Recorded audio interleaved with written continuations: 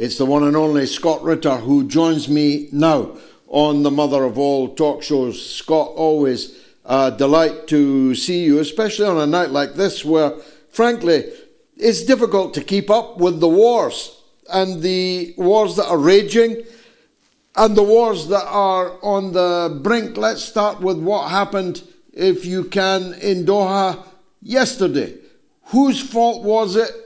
Who knew what, and when did they know it? Well, ultimately, it's Israel's fault. These were Israeli aircraft firing missiles that were aimed by Israel into a sovereign state, seeking to assassinate a delegation of Hamas leadership that had been summoned to Qatar by the Qatari leadership at the behest of an American president who claimed that he was giving Hamas one last chance to, find a path towards a ceasefire. Hamas was acting in good faith. Israel clearly wasn't. But we know what Israel is, this illegal nation, this illegal entity that, violating international law is, part of their daily existence. It's in their life's blood. What's surprising this time is the fact that the White House has opted to distance itself from the reality of American complicity. I'm here to tell you right now, George, and your audience, there's not a snowball's chance in hell that Israeli aircraft took off from Israel, transited Syrian, Iraqi airspace, made their way down the Gulf towards Qatar and the most sensitive, important American base in the Middle East, and avoided detection by the United States. There's no way they launched weapons at a facility in Doha that's very close to this American base, and that these weapons somehow skirted the American defenses and the Qatari defenses. The fact of the matter is, these planes would have been detected over Syria, over Iraq.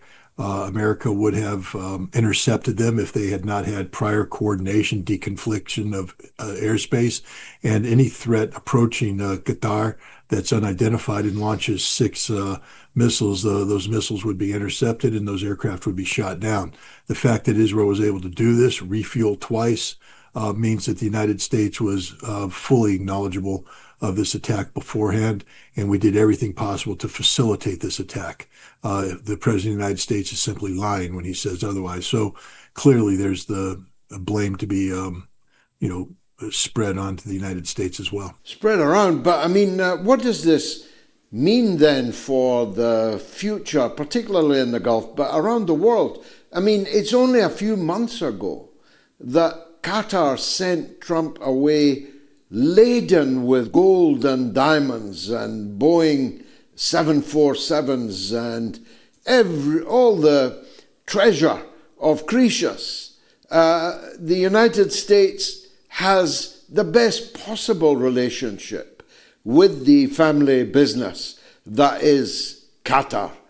And yet the President of the United States that went off with all that wealth from Qatar stabs Qatar in the back. What does that mean? Well, it means ultimately that the United States has no true friends, no true allies. The United States can't even call Israel a friend and an ally. We are completely beholden to Israel.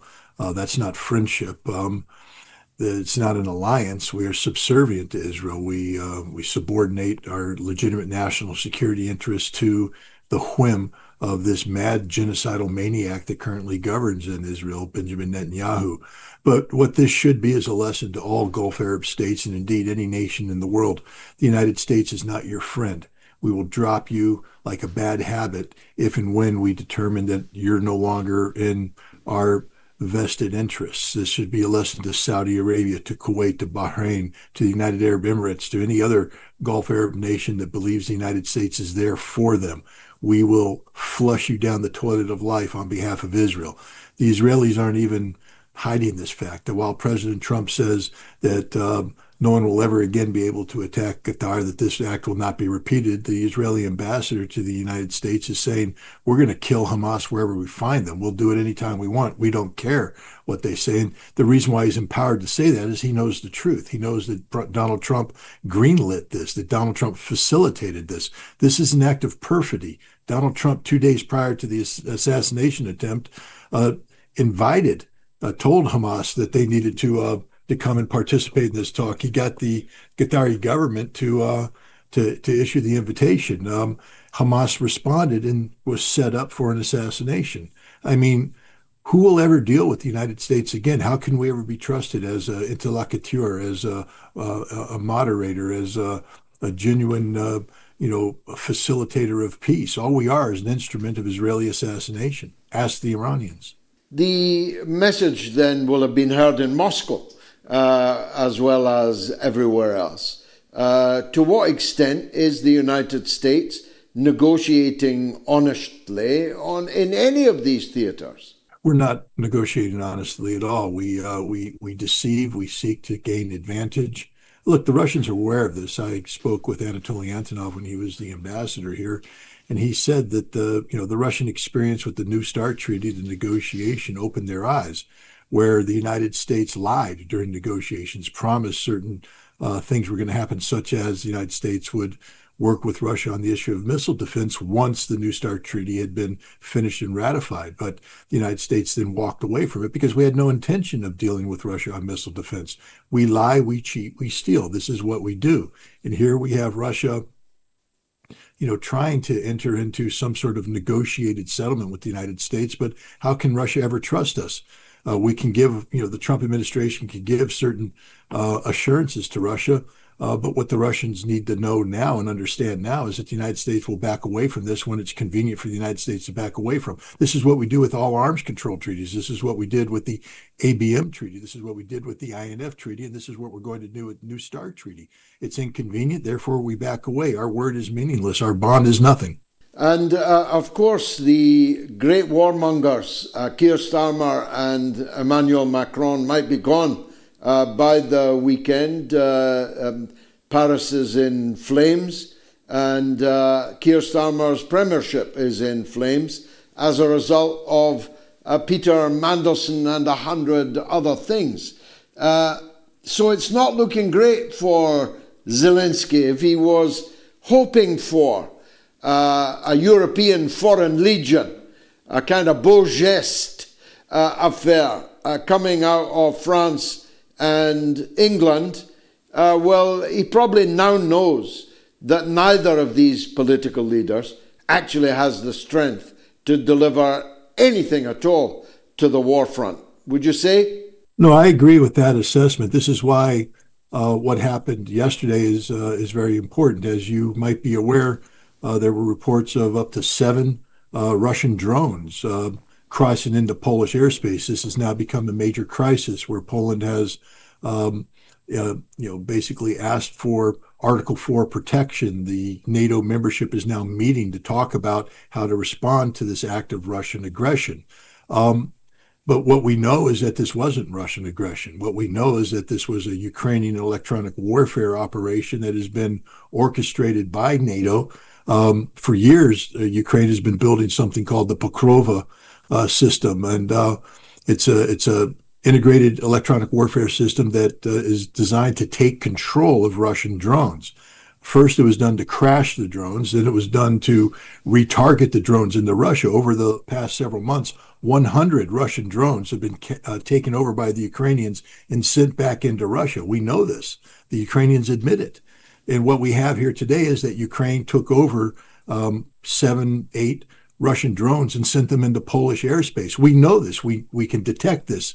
NATO knows this. This is a false flag operation by the Ukrainians designed in an act of desperation to get NATO to intervene. I'm hopeful that the President of the United States will be fully briefed on Pokrova, on the electronic warfare situation, shown the intelligence that shows that these drones were captured by the Ukrainians and redirected by the Ukrainians. But what we're going to see now is increasing acts of desperation by Ukraine designed to create provocations that will lure Europe into their losing conflict with Russia. It's a very dangerous situation right now.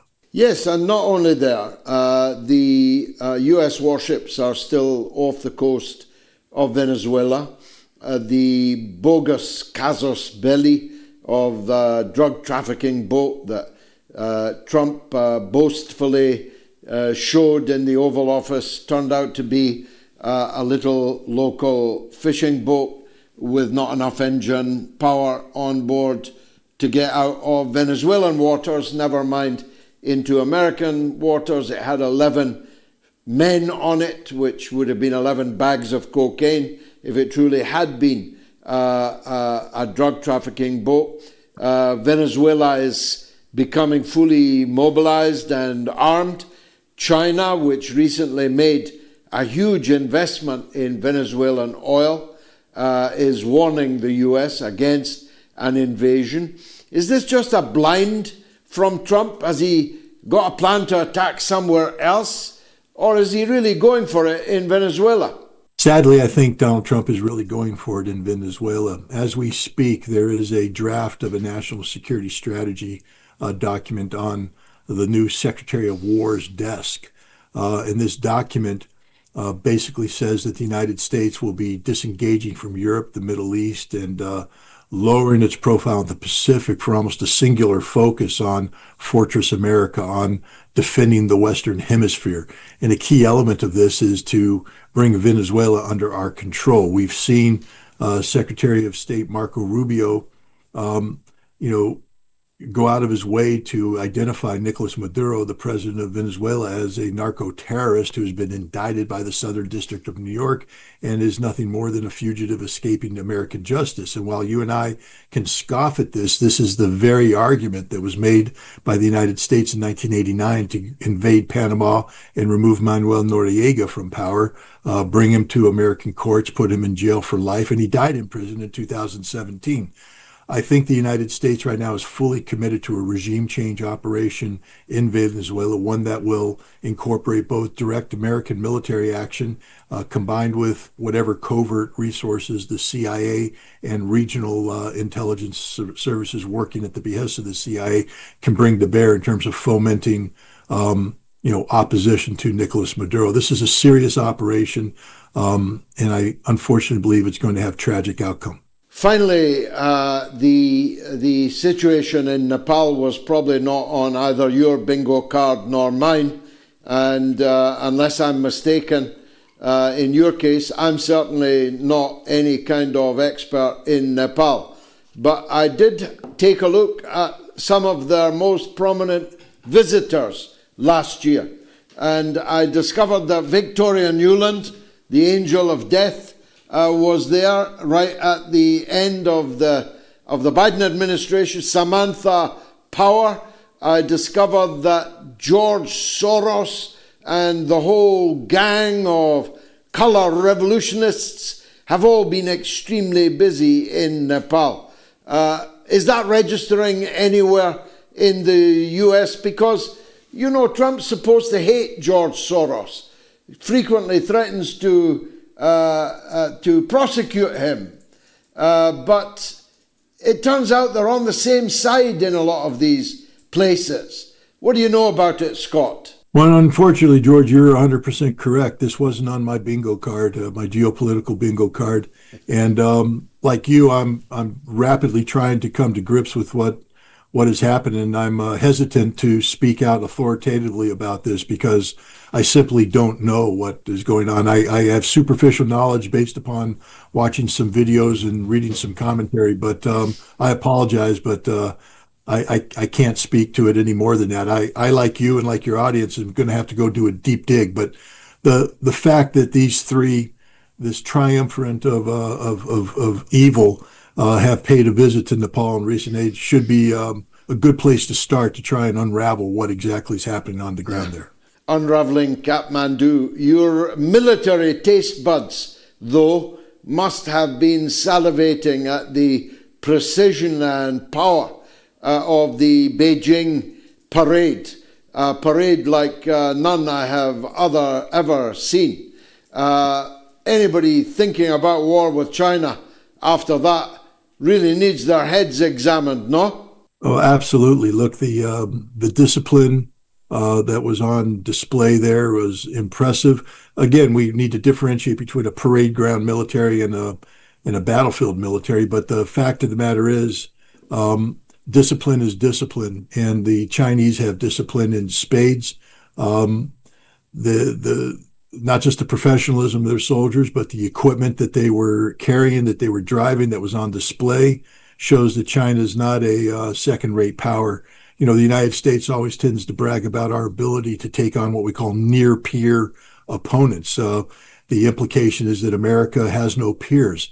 I think what we were watching at display in Beijing was a military that is easily the peer of the United States and maybe thinks of the United States as a near peer opponent.